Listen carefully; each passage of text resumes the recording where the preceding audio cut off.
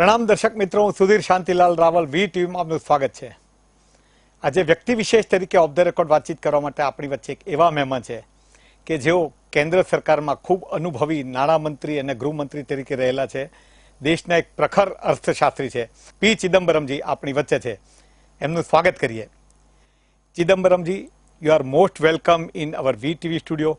On behalf of our 600 crore Gujarati viewers, we welcome you wholeheartedly. Sir, perhaps this is the first time in election history of India there is a tremendous turbulence on political front as well as economic front. What do you say? You see, elections are usually fought on many issues. Right. It's not fought on one issue. But today, the focus is on Gujarat because the leaders of the BJP are touting the Gujarat model. Right. They say Gujarat model. Right. But we know that this model has mixed results. And the style of governance that may have been in Gujarat, which is now imported to Delhi, is not good for the country. Okay. You cannot have a style of governance where all power is concentrated in the hands of one person. Correct. The economy is weak today. For 6 quarters, economic growth has been on the decline. There's a lot of angst and anger among young people because there are no jobs. Private investment is virtually absent today. Credit growth is negative to industry. And there is a lot of social unrest. There's a lot of division among society. Therefore, all this has created a situation where a state election like in Gujarat or Himachal or the one that will come up a few months later in Karnataka is no longer an ordinary event. It has become a major event in the calendar, which is why the Gujarat election has become very, very important and is being watched all over the world. Sir, but there are two strong opinions there in favor of demonetization and I think we can say improper implementation of GST. At the same time, people are there who supports these actions of the central government. Why it is so? I have not come across anyone who supports demonetization except government ministers and government officers. They are obliged to support. See, it's not a question of A supporting or B opposing. You must look at the objective factors on the ground. The Prime Minister said on November 8, demonetization is 3 objectives. 1, to put an end to black money. 2, to put an end to corruption. And 3, to put an end to fake currency. Has any one of those objectives been achieved? Now, fake currency, Mumbai, Bengaluru, Delhi, even in Kashmir, we've now got fake 2,000 rupee notes. Corruption. The first case of corruption after the new 2,000 rupee note was introduced was in Kandla Port Trust. 124 new 2,000 rupee notes were seized from the hands of 2 engineers of the Kandla Port Trust, which they had accepted as bribes. And today, are you suggesting that bribe giving and bribe taking has stopped? Go to any government office, you will know that work will not be done unless you give money. And third, black money.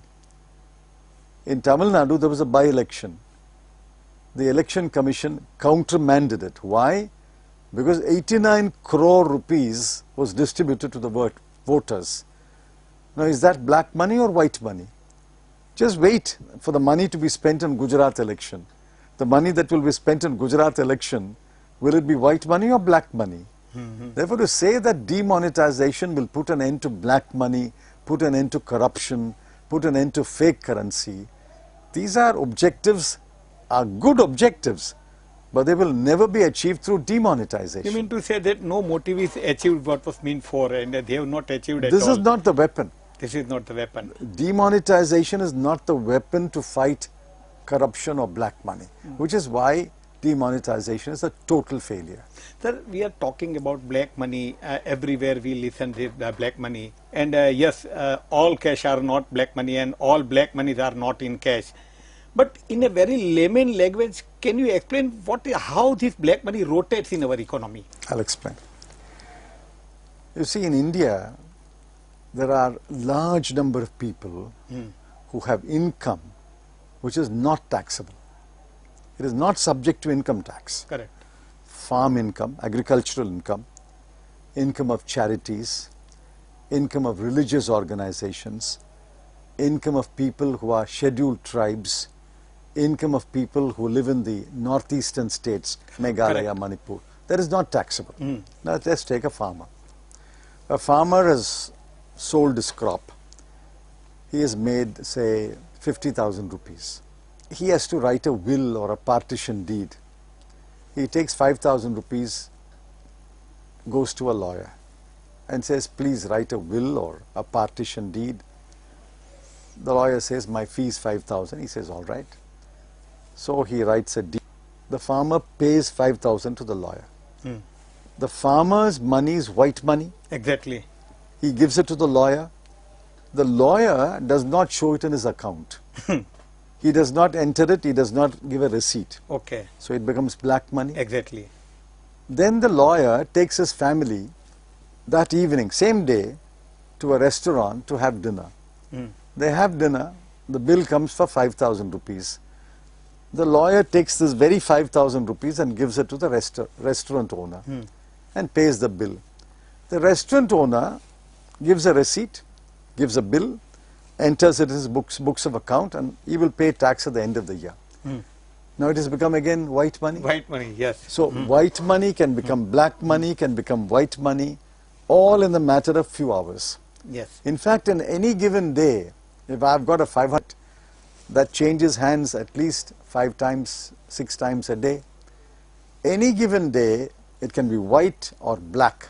You can't say that this is white money, this is black money. Sir, it's it very will all interesting you say it will all depend upon in whose hands it is and whether he discloses his income. So it's a Therefore, very- this whole argument about black money, white money simply does not understand the nature of India's economy. So how can we judge that how many black money are You there cannot. in our economy? You cannot. So these figures are, I think, it's not reliable at all. Complete rubbish. I'll tell you, suppose this year the crop is very good. Wheat crop is good, paddy crop is good, sugar cane is good, cotton is good, prices are good.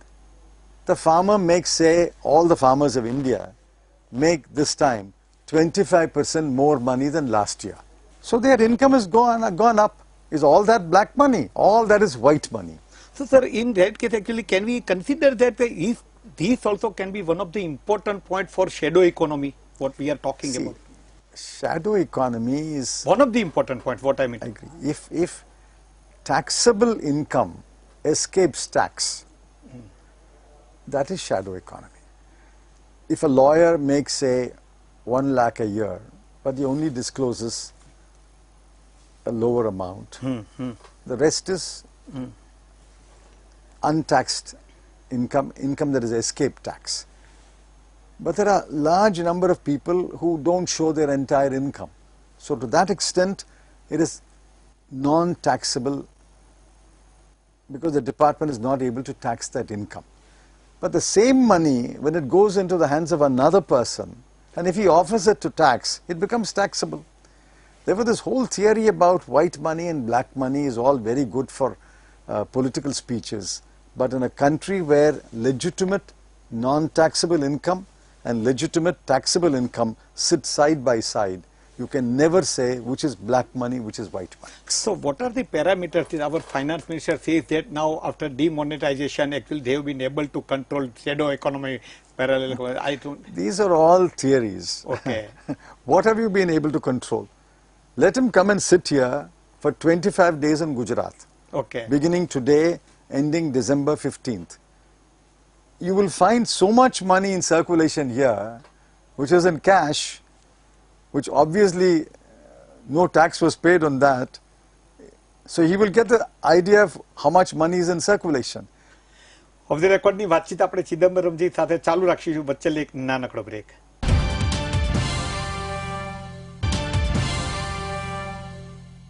Break બાદ ફરી આપનું સ્વાગત છે. આપણે વાતચીત કરી રહ્યા છીએ ઓફ ધ રેકોર્ડ પી ચિદમ્બરમજી સાથે.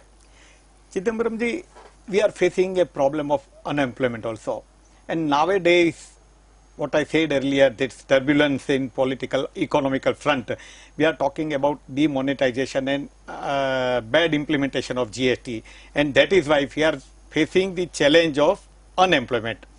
So how it is possible that within 1 year that problem has come actually? No, the problem is there. There has always been unemployment in this country. But a large number of jobs were being created. See, where are the jobs created? Jobs in this country are created in the small and medium industry sector. Exactly. 90% of all jobs, non-farm jobs, agricultural jobs are one thing. Non-agricultural jobs, 90% is in the small and medium enterprises. 90%. 90. In fact, the SMEs are very important. 50% of all goods exported out of India come out of the SME sector. Now, what has happened in the last year and a half is the SME sector has been virtually destroyed, which is why no new jobs are created. Unless the SME sector is thriving, vibrant, functioning, no new jobs will be created. Please understand, India is peculiar. You have to create jobs for postgraduates, graduates, for children who have completed only class 12, for children who have completed only class 10, for children who have completed only class 8. You have to create skilled jobs and unskilled jobs. Now the big factories will not create these jobs. Government does not have these So jobs. this has happened in this 1 year only. Because the SME sector has been completely devastated. No credit, demonetization, and flawed GST. One after another, the SME sector has been crippled in this country, which is why SME sector is not able to create jobs. More point is there is in mind. I have got some figures also. 9 years back, UPA government announced rupees 65,000 crores for their farmers. Thereafter, similar announcements have been made by 5 governments, state government, at least 4 state governments, and more 4 state governments are under tremendous pressure. Figures are, you know, Akhilesh Yadav's UP government 1,650 crore, Uttar Pradesh 36,359 crore, Tamil Nadu 5,780 crore, Telangana 17,000 crore. Sir, a new demand Maharashtra, Punjab and Gujarat, including Gujarat, is there for the same thing. Sir, my point is all political parties are governing economy this way. Being a prominent economist, not as a minister, finance minister at least, how do you look at this announcement? You see, I don't agree with economists who say loans should not be waived. I don't agree with them at all.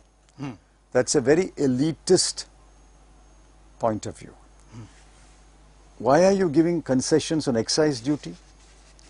In this state of Gujarat, the nano factory alone got several thousand rupees concession. The numbers are some 20,000 crore, 30,000 crore concession has been given. So if you can give concession to industry, why can't you give concession to farmers? So I don't agree with that argument. So concession can be given in this much amount also. Question is, what are the circumstances under which you must give this concession? You see, in 2007-8, economy was doing very well. In fact, in independent India's history, the best year was 2007-8. Yes. Highest growth, lowest fiscal deficit, large reserves of foreign exchange, inflation was moderate, and we had surplus revenue. 2007-8 was clearly the best year in independent India. You can look at any number.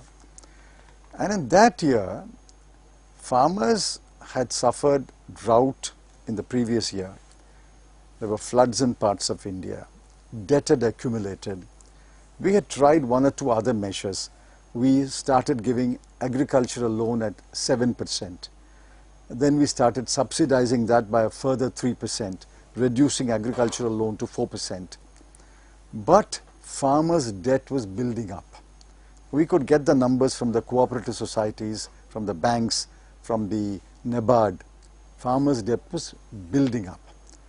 Therefore, we decided that one time, let's wipe out this farmers' debt and then let them start on a clean slate. So the decision of 2007-8 and the announcement that we made in the budget of 2008, according to me, was a wise decision. In fact, it turned out to be doubly wise because in September that year, there was this international financial crisis. Of course, I did not know that such a crisis will come when I announced farm loan waiver. But thank God, because we had a farm loan waiver, when the international financial crisis hit the entire world, and India, including India, at least agriculture in this country did not suffer. Because the farmers had gone back to producing more agricultural produce, and we had a very, very good crop that year and subsequent years. We are trying to encourage digital economy also. Yes. Sir, let me tell you frankly, what is your opinion about digitally payment to political parties as far as donation is concerned? Compulsory digitally payment. You see, I have no problem in requiring payment of a certain amount, anything above a certain amount by digital payment. Okay. But if you say a party worker or a poor man who gives 50 rupees to a party must give it by the digital mode, I oppose it. Then what will happen is only rich people will fund political parties. Poor people cannot fund political parties. Right. But poor people have as much stake in this country, as much stake in political parties as rich people. Small people must be able to make small contributions to political parties. Therefore, if you say any funding to a political party above, say, 5,000 rupees must be in digital, I have no problem. But if you say even 20 rupees must be given in digital, I oppose it. Okay, right. Sir, one more important point is this direct tax code. You worked hard in your tenure. You even were ready to introduce in the parliament also, I think in 2013. Somehow you didn't introduce in parliament. Why? Why you could not introduce? I'll tell you. See, the Income Tax Act is the most confusing act in India. Okay. I'm telling you as a lawyer. It is a fertile hunting ground for lawyers and chartered accountants. Okay. No ordinary man can understand the Income Tax Act. So many amendments. It is a 1961 Act. It was passed some 56 years ago. So it's time to amend it. Everybody agrees on that. I spent hours, many hours drafting the Direct Taxes Code. Okay. Many sections, or in fact most sections were dictated by me, drafted by me personally. Sitting with the officers. Okay. Stenographer, you dictate it, then they will type it, you correct it. So we have a Direct Taxes Code. Mr. Pranab Mukherjee made some changes and published the paper for discussion. Okay. Then when I came back to the Finance Ministry, I took it up and then with some changes got it ready. But the BJP was unwilling to support it. Please remember, Dr. Manmohan Singh's government did not have a majority. But you never introduced in the parliament. No, we could not have introduced it because it is a money bill. You were trying to take them into confidence before it is a money bill. If you introduce it, and if it is defeated even at the introduction stage, the government has to resign. Okay. Because a direct taxes code will be a money bill. Therefore, we can't risk introducing it. We can't risk introducing it because they will defeat it even at the introduction. So, do you think that this new government will have the same approach, or I hope so, because the new government has not even touching the direct taxes code. In fact, the finance minister is on record saying direct taxes code is not our priority. And I oppose it. Direct taxes code must be India's priority. It is a progressive tax. Therefore, you must have a proper income tax law. If another government, a Congress government, comes to power in the center, one of the highest priorities will be to pass the direct taxes code. I had an opportunity to sit 17 minutes with P.V. Narasimha Rao also, just as a journalist. Actually, he gave me the chance. One very interesting point is in my mind. I think I should ask you. You are a prominent economist as well as matured politician, well educated. You know the entire global situation also. So in 1991, when P.V. Narasimha Rao took over, he was Prime Minister and Dr. Manmohan Singh was Finance Minister. In that 5 years tenure, actually major reforms had taken place. So first point, liberalization started from that 1991 only. And now as a PM, Mr. Narendra Modi is there and Finance Minister is Arun Jaitley. How do you differentiate the style of working, the vision, the efficiency in terms of economic affairs, and what is the difference between these two pairs? Okay. See, I won't comment on the personal qualities of individuals. Okay. I don't do that. I'm looking as Prime Minister Narasimha Rao, Finance Minister Dr. Manmohan Singh, Prime Minister Narendra Modi, Finance Minister Arun Jaitley. Yes. I'm looking only at their official role. Yes, official version. Narasimha Rao, Manmohan Singh had a clear concept of what is economic reform. Okay. Unfortunately, Mr. Modi and Mr. Jaitley do not have that concept. In Narasimha Rao and Manmohan Singh, you had a very seasoned administrator, Narasimha Rao, and a world-class economist, Dr. Manmohan Singh. So when a seasoned administrator and a world-class economist sit together, they have a clear picture what kind of a house should we build. You must have a concept. No? A concept, then you must have a plan, then you must bring brick and mortar and build the house. A clear idea of where are we going. Mr. Modi was Chief Minister for many, many years. He has never been in the center. He has never administered a federal country. I would not call him a seasoned administrator at the center. He may have been a seasoned administrator in Gujarat. I don't know. And Mr. Jaitley is not an economist. Therefore, my first point is, Mr. Modi and Mr. Jaitley do not have a concept of where India will be 5 years from today, where India will be 10 years from today. They don't have a concept. If you don't have that concept, what you do is everything is trial and error. So the difference between Rao-Singh combination and Modi-Jaitley combination is, the present combination does not have a vision, does not have a concept of what India's economy will be, what India's economy should be 5 years from today, 10 years from today, 15 years from today. Sir, you are talking very serious, so it means trial and error, it will be at the nation's cost. Say it is very dangerous also. It is the nation's cost. Demonetization has cost us almost 2 to 3 lakh crore. 1.15 lakh jobs, 15 lakh 40,000 jobs were lost between January and April, and subsequently in May and June another 4 lakh 20,000 jobs have been lost. Several small industries have closed down. The Mr. Modi, Mr. Jaitley combination does not have a firm grasp of economics and what India will be 5 years from today, 10 years from today, 15 years from today. Ours is a democratic country. We are working in government at different level, different bureaucrats, different experts are consulting and everything is going on. But in that case, technically I want, how it is possible that PM can take decision without consulting anybody? Is it possible? It's constitutionally wrong.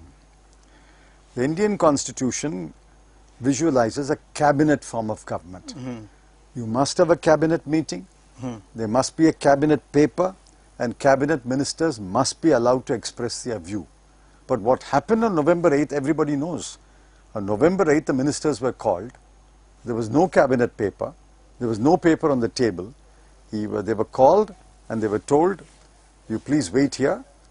I'm going to go on television and announce that demonetization, and all of you cannot go home. Your cell phones cannot be used now. Just wait here and watch television. He went and announced. I'm told, I don't know, I'm told only one minister asked him, Saab, have you considered the pros and cons? Have you taken into account the benefits and the cost? And I'm told the Prime Minister said, yes, as everything has been taken care of. Suppose you are offered to be in debate with directly with Mr. Arun Jaitley. So will you be ready? Well, I'm debating every week through my column. I'm speaking to you. I'm speaking at other fora. I have no problem debating with anyone. But I think for serious discussion, actually, there should be a serious discussion. There should be, for example, asking in that there should be a serious discussion on what is GST. World over, what is GST? And look at the CEA's report. I think what they've implemented is a completely flawed GST. It is flawed in concept, in design, in structure, in the rate, in the implementation, in compliance. Whoever told them that everybody must file 3 returns a month in every state? If you are functioning only in Gujarat, you must file 3 into 12, 36 plus 1 annual return, 37 returns. If you are functioning in Gujarat and Maharashtra, you must file 74 returns. If you are filing in all the 30 states, you must file 1,000 returns. Whoever gave them this idea? This is not the way to implement GST properly, well, you mean to say. That is the compliance requirement in the law. Oh, thank you very much, Chidambaram ji, for talking with me and coming in BTV studio. And our best wishes are always with you. Thank you. આ હતા પી ચિદમ્બરમજી. આવતા સપ્તાહે ફરી મળીશું એક નવા મહેમાન સાથે. ત્યાં સુધી મને રજા આપશો ને આપ જોતા રહો VTV.